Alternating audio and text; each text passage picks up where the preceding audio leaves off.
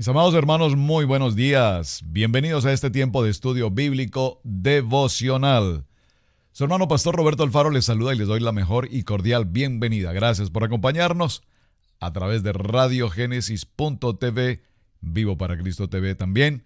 Muchísimas gracias por compartir el mensaje. Gracias por estar atentos a todo el estudio bíblico devocional de la semana y en especial a cada uno de ustedes quienes me han enviado respuesta a las tareas. La verdad estoy muy contento, agradecido con mi Padre Eterno, ver cómo ustedes dan respuesta a las tareas y en verdad tareas con un contenido excelente. Así es que ya cada uno de ustedes sabe a quién. Bendiciones y felicitaciones por su tiempo, su dedicación, su esfuerzo, el anhelo, el deseo, la pasión por escudriñar la palabra y aprender cada día un poco más. Recuerden nuestro lema: amar la palabra, aprender la palabra y vivir la palabra. Muchas preguntas, muchas inquietudes, mucho interés con respecto a este tema que estamos desarrollando para esta semana en el libro de Levítico y estamos puntualmente en el capítulo 10. Libro de Levítico, capítulo 10, libro de Vallicrá. ¿Y por qué? Porque en este capítulo 10 nos enfrentamos a una situación muy, pero muy inquietante, muy interesante y de muchas preguntas. Los hijos del sacerdote Aarón, el sumo sacerdote Aarón, ya vimos en el transcurso de la semana cómo Aarón presenta ofrenda por sí mismo y posteriormente ofrenda por el pueblo y acto seguido él extiende manos al pueblo y bendice a todo el pueblo de Israel. Muy bien. Número 1. Número 2. Recordemos que este es un día de gloria. ¿Por qué? Porque justamente en este proceso del sacerdocio vemos cómo el fuego de Dios desciende al tabernáculo y consume el holocausto. Recuerden, consume la ofrenda, es decir, entrega total. Hasta allí hemos desarrollado ese tema esta semana. El tema de los hijos del sacerdote Aarón. Recordemos que el sacerdote Aarón tiene 4 hijos, entre ellos los 2 primeros que nos menciona el libro de Levítico en el capítulo 10, quienes son Nabat y Abiud. Observen que puntualmente nos menciona a 2, son 4, Eliezer e Itamar, pero realmente en principio nos menciona a los 2, al mayor Nabat y al segundo Abiud. Esto es muy importante porque pareciera ser que lo que el texto nos quiere indicar es que hay una posición un poco más elevada desde el punto de vista, si me permite usar la expresión, como de categoría sacerdotal, es decir, los 2 hijos mayores, en este caso Nabat y Abiú, podríamos considerar que tenían un nivel un poco más alto, es decir, tenían madurez, tenían mayor formación, mayor compromiso que los 2 menores. Esto lo vemos típicamente en nuestra vida en el día de hoy. Durante la semana ahí se menciona algo que quiero nuevamente mencionarlo y no tanto corregirlo, pero tal vez sí mejor aclararlo. Es evidente que Dios elige a Aarón, hermano de Moisés, en su posición como sumo sacerdote. Aarón tiene 4 hijos. A su vez, estos 4 hijos, si me permiten, por herencia, toman también la condición de sacerdote. Es decir, colocaré mi caso personal. Los 3 hijos del pastor Roberto Alfaro, Camilo, Sebastián y David, por herencia, por nombre, tienen la calidad, el nivel de pastores dentro de la congregación. Es decir, hablando desde el punto de vista de la familia pastoral.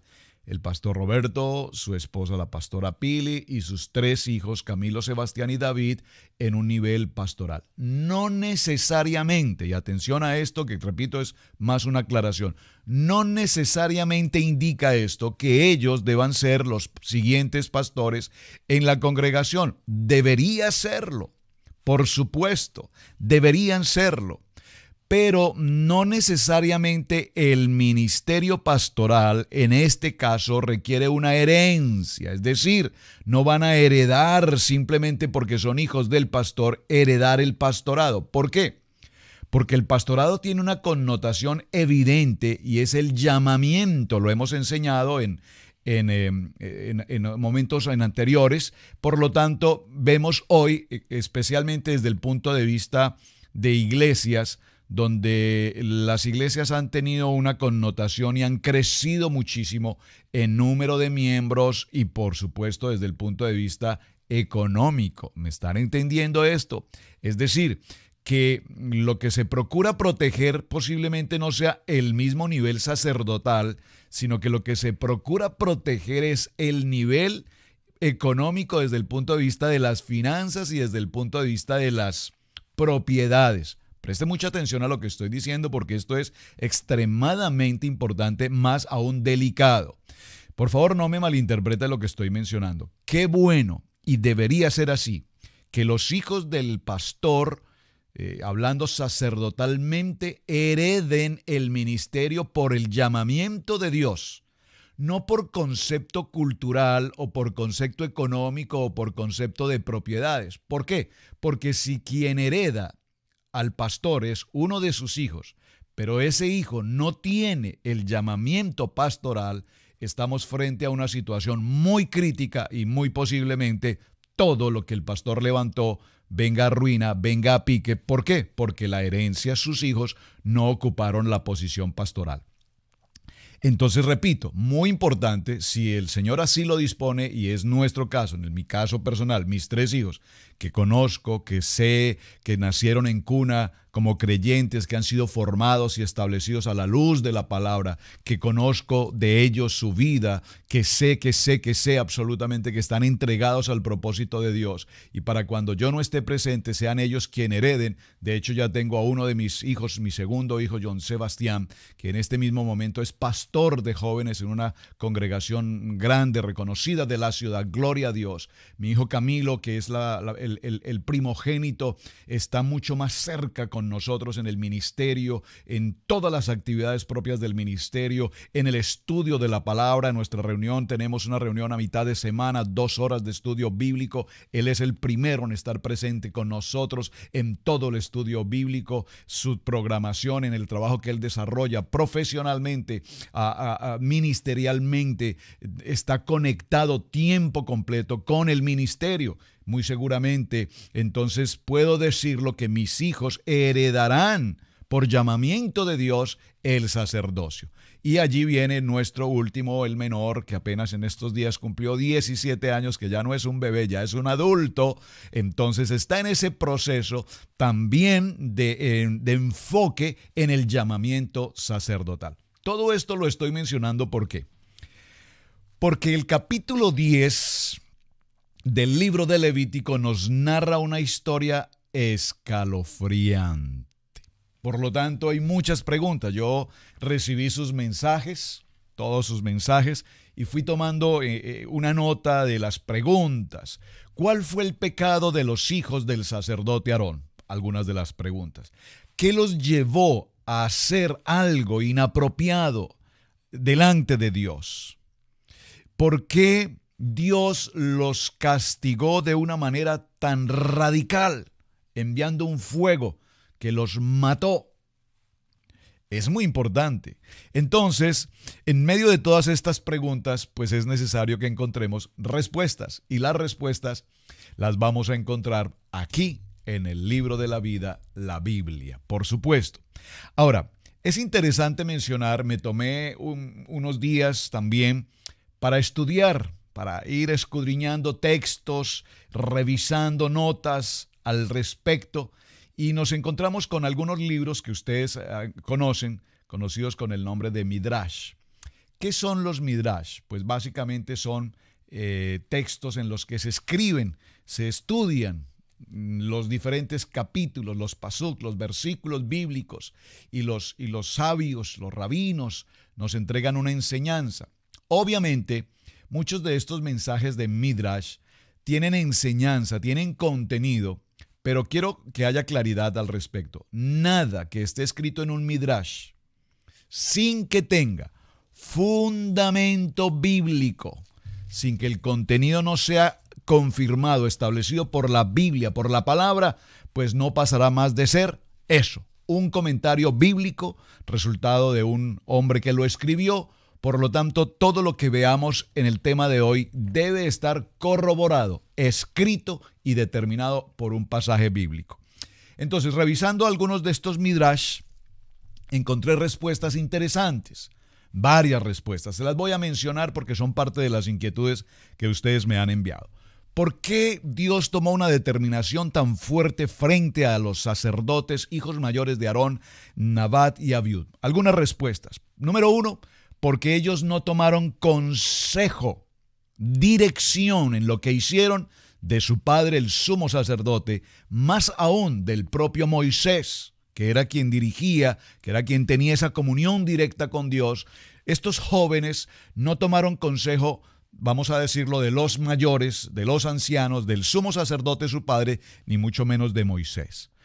Por lo tanto, podríamos considerar que esta fue una de las razones en las que estos jóvenes actuaron en su propia fuerza, en su propia voluntad, en su propia determinación. De hecho, también me tomé el tiempo de estudiar cuáles son las responsabilidades y el cumplimiento que los sacerdotes debían llevar a cabo en el templo, y es un tema muy extenso, no lo voy a poder enseñar todo, pero sí me tomé el tiempo de estudiar respecto al templo y las labores y las funciones de los sacerdotes. Esto nos permite, por supuesto, entonces, concluir por qué sucedió este asunto tan delicado en un día de gloria, en un día de festivo, en un día de presencia de Dios. ¿Por qué precisamente la muerte de estos sacerdotes?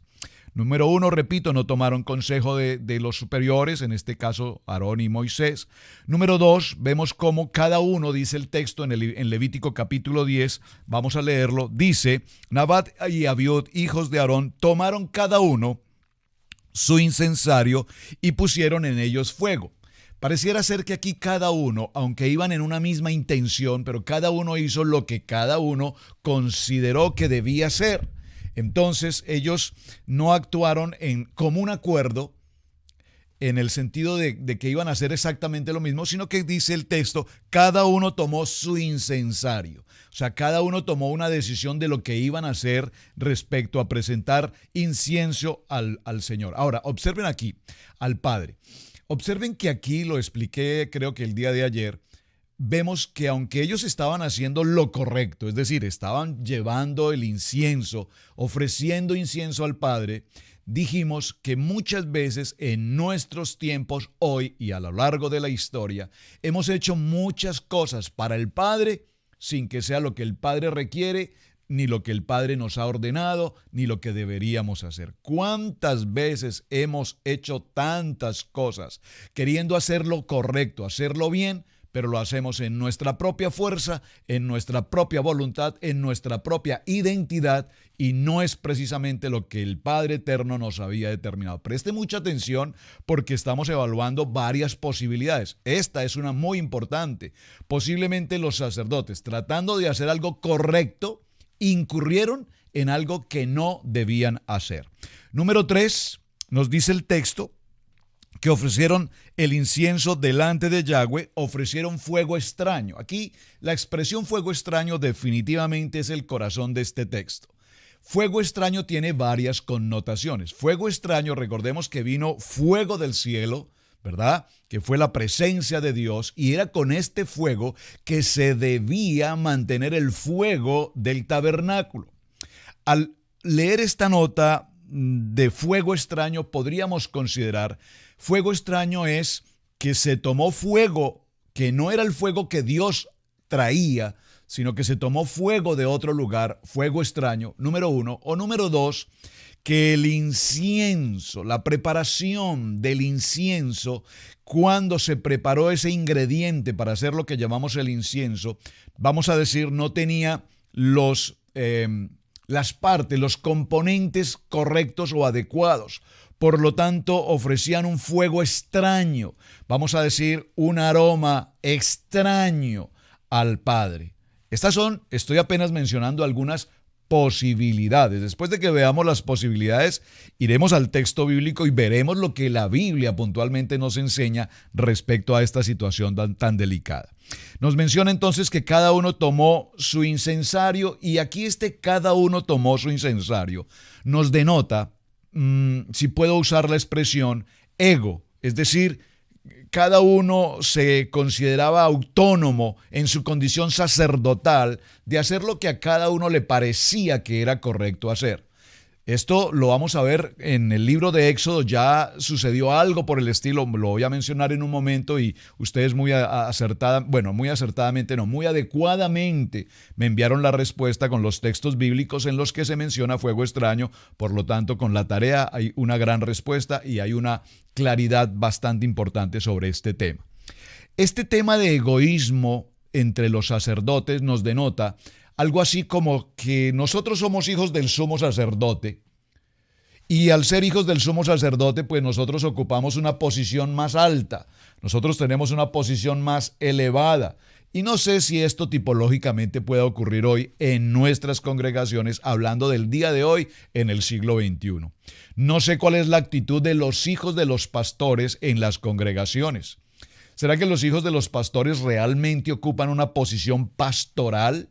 ¿Será que las ovejas en las congregaciones pueden decir, es que definitivamente el hijo del pastor es un hombre de Dios, es un hombre íntegro, es un hombre recto, es un hombre humilde, realmente se nota que son hijos del pastor?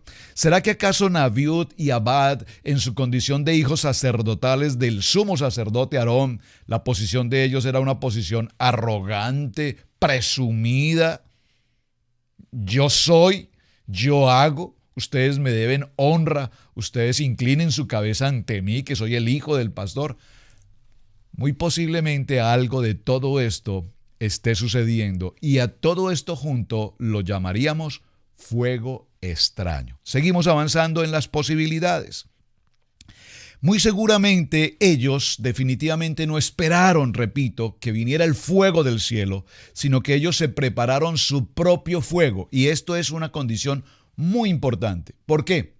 Porque muchas veces nosotros no esperamos la respuesta de Dios a nuestras acciones, sino que por nuestra propia lógica, por nuestra propia intención, por nuestra propia experiencia, hacemos cosas que pareciera ser que están correctas, repito, pero que no son las que Dios precisamente quería que nosotros hiciéramos.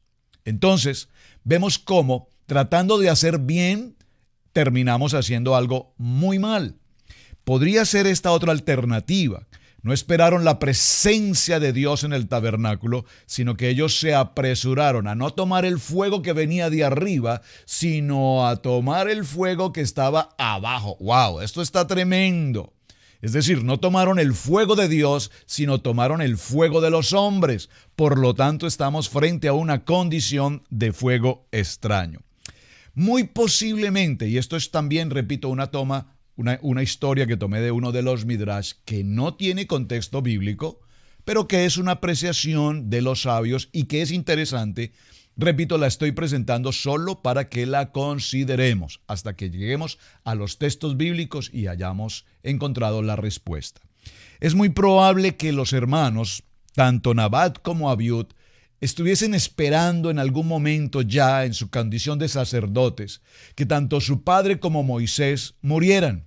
¿Cuándo morirán estos ancianos para que nosotros ocupemos esa posición de ser los sumos sacerdotes? ¿Sería esta la intención en el corazón de ellos? Entonces, aquí surgía una pregunta obvia. Si Dios eligió a Aarón como sumo sacerdote y a sus hijos como sus sacerdotes, ¿acaso Dios se equivocó en la elección? Por supuesto y evidentemente no, porque nadie más que Dios conoce nuestro corazón y las intenciones de nuestro corazón. Y Dios en esto no se equivocó. Pero lo que se sucede aquí es que cuando ahora tienen el nombramiento y la condición sacerdotal, pareciera ser que su corazón dejó de ser el corazón humilde, de servicio, de sencillez, de amor, y se puede haber llenado de cierta posición, creo que como suele suceder hoy en el siglo XXI, donde vemos a tantos hombres, sacerdotes, ministros, ocupando posiciones, comillas, de alto nivel, presumidos, acompañados tenemos hoy hasta pastores que tienen escoltas Y no solamente escoltas, hombres que los protegen, sino escoltas incluso armados. Dios, ¿en qué estamos en el siglo XXI?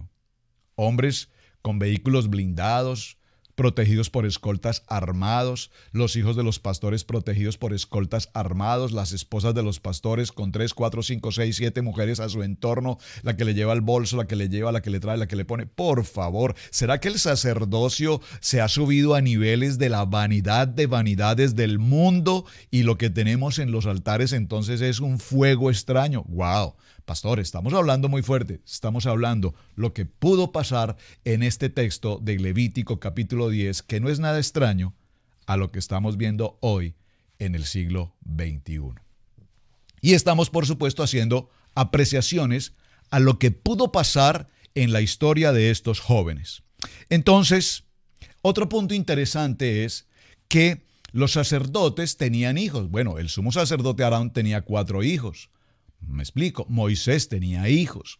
Estos dos jóvenes, Nabat y Abiud, no nos relata el texto bíblico en ninguna parte que tuviesen hijos. ¿Por qué no tenían hijos? ¿Por qué no se habían casado? ¿Acaso su ego era tan alto que no encontraban en el pueblo la mujer idónea con quien poder desarrollar una familia y establecer identidad y tener hijos? ¿Podría ser acaso esto una circunstancia por la cual Dios tomó esa responsabilidad con la vida de estos jóvenes? Estamos haciendo algunas apreciaciones a lo que eventualmente podría pasar. Es decir, no se casaron, no pretendían casarse y es muy importante tener presente la genealogía. La genealogía es una ordenanza de parte de Dios, formar y establecer familia, establecer hijos. Hoy, siglo XXI, muchas parejas determinan no tener hijos, pero ¿para qué traer hijos a un mundo tan corrupto, a un mundo tan cruel, a un mundo donde apenas estamos a punto de que todo desaparezca? No, Dios no nos ha llamado a tomar decisiones de las ordenanzas que Él dio. Él dijo, y los bendijo Dios y les dijo, fructificad y multiplicaos, llenad la tierra, sojuzgadla. De tal manera que formar familia, establecer familia y tener genealogía no es un asunto si a ti te parece, si estás de acuerdo, si consideras que es la moda del momento. Entonces hoy los países determinan incluso cuántos hijos puede tener una familia. Hoy incluso las parejas pueden determinar si quieren a un hijo varón o quieren a una hija, a una niña. A través de todo un tratamiento médico y demás circunstancias técnicas, hoy las parejas pueden determinar incluso si es varón o niña. Hasta eso hemos llegado. Muy bien. En estas apreciaciones que estoy mencionando y en todas las preguntas que ustedes me han hecho, aquí tengo mis notas de todo lo que ustedes me han escrito, pues lo estoy compartiendo porque, repito, el tema ha sido tan interesante. Otro punto interesante que me han mencionado es, y lo voy a considerar, ¿sería acaso que Dios en este momento, la presencia del fuego de Dios en el tabernáculo, tomó las vidas de Nabat y Abiud como una señal de corbán, como una señal de ofrenda?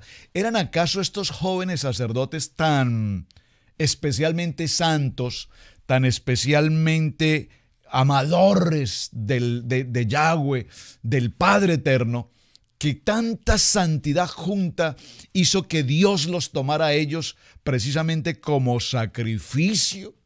Esa es una de las inquietudes y una de las posibilidades, a la cual creo que inmediatamente tengo que hacer una claridad, y es que evidentemente Dios, nuestro Padre Eterno, no iba a tomar seres humanos como corbán, como sacrificio. Esto es importante que lo tengamos presente. Entonces no fueron particularmente ellos el corbán de la inauguración del Mishkan. Otro punto muy interesante que nos menciona Levítico capítulo 10 en el verso 8 es: ¿acaso los jóvenes Nabat y Abiud ingresaron al lugar santísimo en una condición ebria? ¿Habían consumido vino? estaban alcoholizados, ebrios, borrachos, entraron en una situación como esta. Y esto es importante que lo tengamos presente porque una de las prohibiciones para los sacerdotes era presentar precisamente incienso, fuego extraño, como también lo era entrar al lugar santo, santísimo, en condición de alcohol. Entonces, esta podría ser también una situación muy importante que consideramos dentro de las opciones y las posibilidades que vemos aquí. Ahora, una gran pregunta y una gran conclusión sería que ofrecer fuego extraño representaba el hecho de que ellos como sacerdotes tenían una condición de pecado. Pero ¿cómo, siendo los hijos del sumo sacerdote elegidos por Dios, estaban en una condición de pecado? Ese es otro de los cuestionamientos. El pecado, ahora, entendamos el concepto de pecado aquí, la transgresión. ¿En qué sentido? Presunción, soberbia, ego. ¿Podría ser esa una de las razones por las cuales Dios determinó que ellos al ingresar y ofrecer fuego extraño, el quitarles la vida? Y otro que me parece muy importante que debemos tener presente, dice la palabra, que ellos se acercaron, dice, Jehová ofrecieron fuego extraño que él nunca les ha mandado, y salió fuego de delante de Yahweh y los quemó y murieron delante de Yahweh. Pareciera ser, según el texto bíblico, que ellos se acercaron demasiado al lugar santo.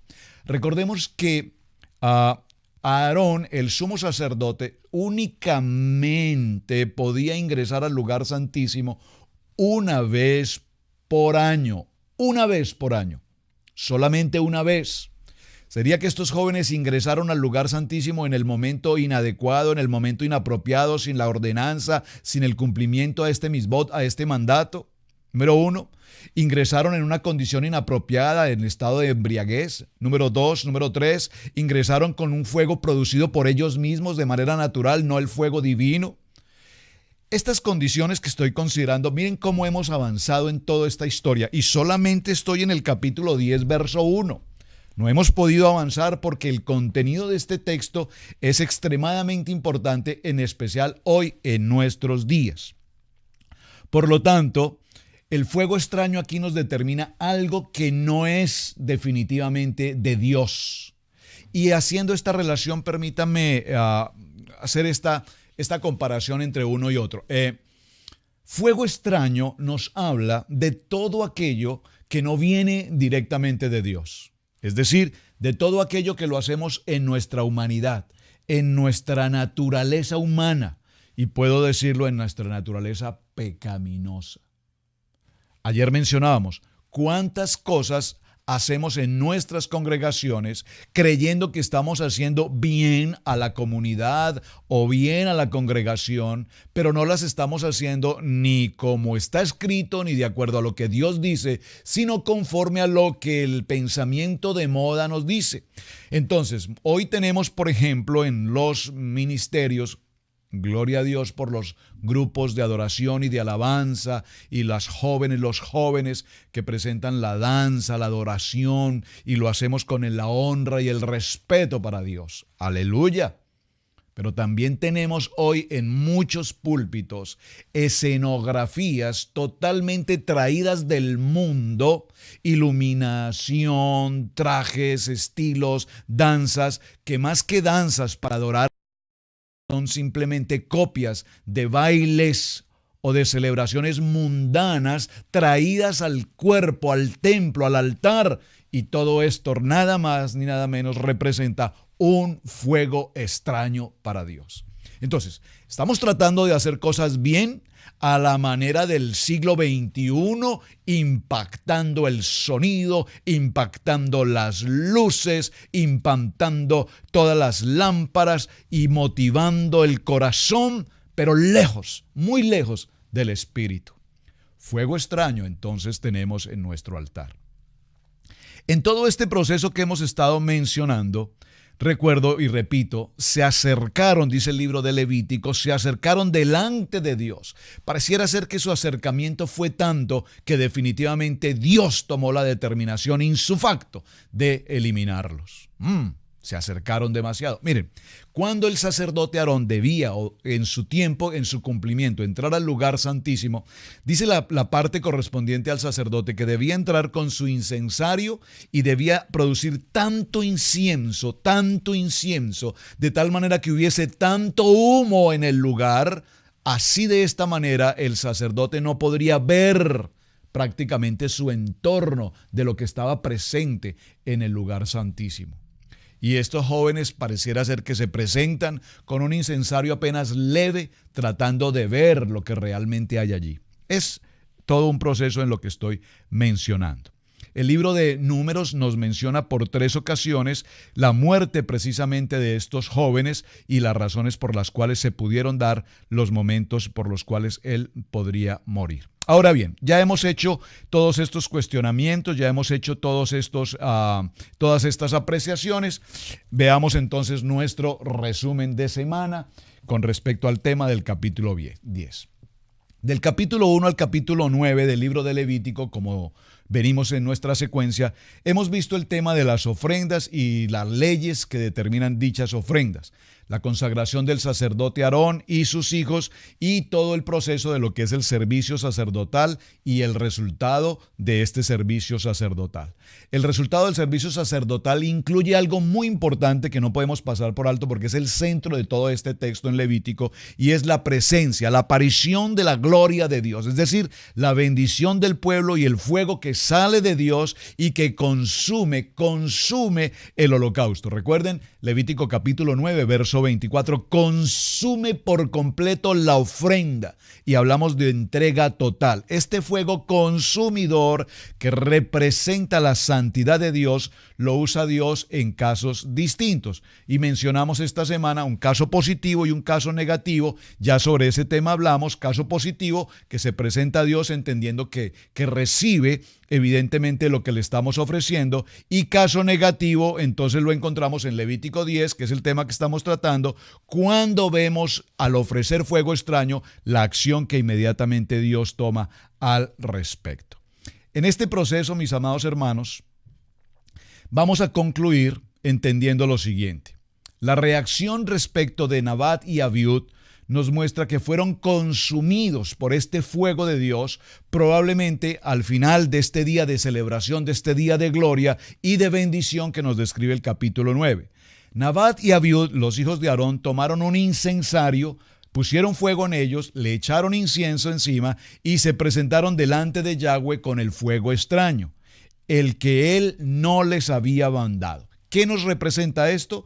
Nos representa, atención, el entusiasmo natural de los sacerdotes y ese afecto, ese apego, esa consagración para Dios, pero no desde el punto de vista divino, atención, no desde el punto de vista espiritual, sino desde el punto de vista natural, es decir, en sus propias fuerzas, en su propia intención, en su propia voluntad.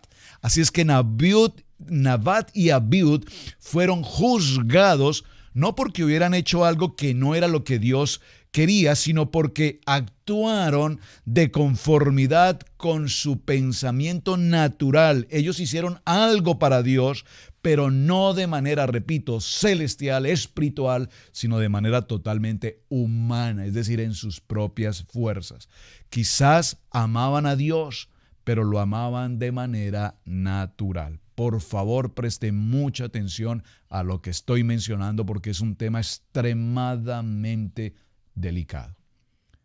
Muchos hermanos hoy, una gran mayoría de creyentes, hacemos cosas para Dios sin Dios. Muchos creyentes, muchos sacerdotes, estamos desarrollando tantas actividades. Hoy el siglo XXI, la modernidad del siglo XXI nos lleva a hacer de las congregaciones un parque de distracciones en el que ofrecemos al mejor postor actividades, conciertos, actividades, bazar, una cosa, bueno, no sé cuántas cosas, tratando de hacer que las gentes vengan a la congregación, de ganarnos uno más para la iglesia, de tener un número de personas. Pero cuando en la palabra nosotros vemos a Yeshua haciendo una presentación, un show, y llamando la atención de las gentes para acercarlos. ¿Qué hacía el Señor? Enseñar. Número uno, la enseñanza. El maestro enseñaba. Es precioso cuando leemos los textos y se sentaba a la orilla, en la montaña, en la embarcación, a la orilla del río, y les compartía y les hablaba en parábolas, y las gentes se acercaban y lo escuchaban y se deleitaban en lo que enseñaba y aprendían y recibían de la palabra y eran sanos y eran salvos. Y a los que tenían hambre les alimentaba, les daba de comer y nos enseñaba la importancia de cuidar a la viuda, de cuidar al huérfano. Nos habla de cómo tenía compasión, humildad, nos hablaba de justicia, nos hablaba de bondad, nos hablaba de honra. Por favor, todo el tiempo, en todo momento, Dios, Padre, a través de su Hijo, Yeshua, tenía compasión por aquellas personas y los traía y les alimentaba. No nos muestra de ninguna manera la palabra que les ofreciera comodidades, lujos, riquezas. Atendía sus necesidades. Y hoy, repito, tratando de hacer bien, tratando de hacer las cosas bien, las hacemos en nuestra propia fuerza, pero lejos del verdadero propósito o dirección de Dios. Por lo tanto, hoy debemos aprender a hacer las cosas bíblicas a la manera bíblica. Hoy tenemos entonces cómo muchas personas presentan testimonio, por ejemplo, en la congregación. Pastor, ¿puedo presentar un testimonio? Oh, por supuesto, claro que sí. Y al presentar el testimonio nos damos cuenta que el testimonio se convierte en una historia emocionante. Queremos impactar con un testimonio diciendo cosas que Dios ha hecho, pero que realmente no es lo que queríamos que Dios hiciera. Y realmente el testimonio, que debería ser un asunto de un minuto, en el que podamos decir: estuve pasando por una crisis de enfermedad en la que los médicos dijeron que no había posibilidad de vida, pero mi Padre ha venido y me ha sanado y hoy estoy aquí completamente sano. ¿Cuánto tomó dar este testimonio? 30 segundos. Pero toda la gloria le pertenece a Él. Entonces queremos presentar un testimonio impactante para cautivar el corazón de otros, creyendo que estamos haciendo algo bien, pero que realmente lo que estamos ofreciendo es fuego extraño en el altar. Así que, mis amados hermanos, el fuego que ofrecieron Nabat y Abiud era un fuego común, era un fuego de hombre, era un fuego natural, era un fuego de abajo, no era el fuego de arriba. Era un fuego que no procedía de Dios, sino era un fuego que producía de su propia mano. Y esto trajo consecuencia. Ahora, vamos a cerrar en este punto. Hoy quiero hacer el tema un poco más extenso, porque el cierre de nuestro programa hoy requiere una atención muy especial y no quiero dejar inconcluso el tema que venimos tratando para el cierre de semana. Quiero que por favor me acompañe por un momento al libro de Éxodo en el capítulo 24. Vamos a estar cerrando en los siguientes 3-4 minutos con este tema, porque aunque hay muchas cosas más que enseñar y que tenemos que aprender respecto a la muerte del sacerdote Nabat y Abiud, entendamos un poco el contexto de esta situación. Observen, Éxodo capítulo 24 nos dice Jehová a Moisés: sube al monte, tú, Aarón, Nabat y Abiud. Atención, de los 4 hijos de Aarón nos menciona a 2, los mayores, Nabat y Abiud, y 70 de los ancianos de Israel, y os inclinéis lejos. Observen esta expresión, y os inclinéis lejos. ¿Por qué insisto en este texto? Porque ahora vemos cómo en el tabernáculo Nabat y Abiud se acercaron al lugar santísimo, y ese se acercaron estuvieron tan cerca de la presencia que inmediatamente Dios los eliminó. Aquí dice que ellos debían estar inclinados desde lejos, pero solamente Moisés se podía acercar a Yahweh. Y ellos no se acerquen, ni suba el pueblo con él. Atención, no se podían acercar a la santidad. Este es muy importante el texto para que entendamos qué pasó en Levítico 10. Estamos mirando el contexto en Éxodo 24. Moisés vino y contó al pueblo todas las palabras que Yahweh les había dado, las leyes, y todo el pueblo respondió a una voz: haremos todas estas cosas. Ya habíamos estudiado el texto cuando vimos el libro de Éxodo. Quiero puntualmente llegar a este punto. Verso 11. Mas no extendió su mano. Vamos al verso 9 del capítulo 24. Y subieron Moisés y Aarón, atención, Nadab y Abiú, y 70 de los ancianos de Israel, y vieron al Dios de Israel, y había debajo de sus pies como un embaldosado de zafiro, semejante al cielo cuando está sereno. Mas no extendió su mano sobre los príncipes de los hijos de Israel, y vieron a Dios y comieron y bebieron. Observen que la orden que Dios había dado era: debían postrarse delante de la presencia desde lejos. Sin embargo, aquí nos narra cómo Nadab y Abiú se acercaron y vieron a Dios. Sin embargo, dice la palabra que Dios no extendió su mano sobre ellos. Misericordia. Esto nos muestra entonces que estos dos jóvenes, Nadab y Abiú, evidentemente nos está mostrando una posición de arrogancia, una posición de que nosotros no hacemos lo que todo el mundo tiene que hacer, nosotros somos sacerdotes y nosotros queremos ver. Y ellos vieron, dice, vieron a Dios. Pero inmediatamente dice que no solamente vieron a Dios, sino que dice la palabra que comieron y bebieron. Es decir, que su comportamiento y su actitud fue un comportamiento y una actitud totalmente natural, totalmente humana. Es decir, vieron a Dios, desobedecieron la orden y ahora comen y beben como algo totalmente material, lejos de una verdadera circunstancia espiritual. Muy importante. ¿Por qué? Porque necesitamos comprender por qué Dios determinó en Levítico 10 la muerte de Nadab y Abiú, y básicamente que podríamos llegar a una respuesta en este cierre, y es que eran hombres con desobediencia, con presunción, con soberbia, con ego, porque no tomaron consejo del sumo sacerdote, desobedeciendo las ordenanzas que Moshe había entregado a su padre, se consideraban de mejor condición y ofrecieron en el momento que no tenían que hacer, en el momento que no debían cumplir con esta labor, ofrecieron un fuego preparado por ellos, sin la dirección de Dios, sin la dirección de su padre, de Moisés, y tomaron sus propias determinaciones. Conclusión de toda la historia: no podemos en nuestras congregaciones siglo XXI estar haciendo las cosas en nuestras propias fuerzas, en nuestra propia humanidad, de acuerdo a lo que el contexto moderno del siglo XXI nos enseña, tan lejos del verdadero propósito de Dios.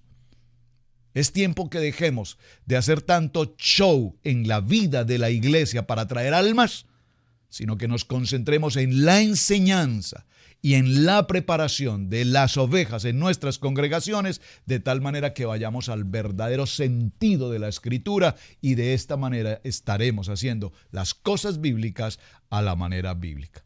Mis amados hermanos, este ha sido el tiempo, cierre de semana, apasionante. No dejen de estudiar este capítulo 10 porque hay mucho más que tratar sobre esta circunstancia. No sigamos haciendo cosas a nuestra propia fuerza, en nuestra propia manera. Entendamos y escuchemos atentamente la sabiduría y el don de Dios para poder ejercer nuestro ministerio pastoral correcta y adecuadamente. Su hermano Pastor Roberto Alfaro les saluda. Muchísimas gracias por acompañarme. Gracias por todos sus mensajes, sus inquietudes, sus preguntas. Espero haber dado respuesta, creo que a casi todas las que teníamos aquí. Muchas me quedaron, pero en su mayoría. Bendiciones, shalom, un muy buen fin de semana, y el siguiente lunes aquí estaremos muy puntuales compartiendo estudio bíblico devocional. Bendiciones.